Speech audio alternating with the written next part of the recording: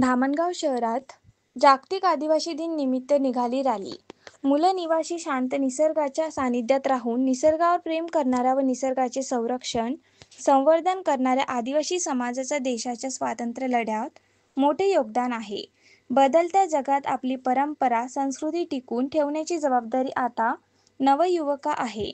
जागतिक आदिवासी दिनानिमित्त धामणगाव शहरात पहिल्यांदाच दत्तापूर येथून रॅली काढण्यात भगवान बिरसा मुंडा, डॉ. बाबासाहेब आंबेडकर, शिवाजी महाराज, अण्णाभाऊ साठे यांच्या प्रतिमा ट्रॅक्टरवर सजविण्यात आल्या होत्या।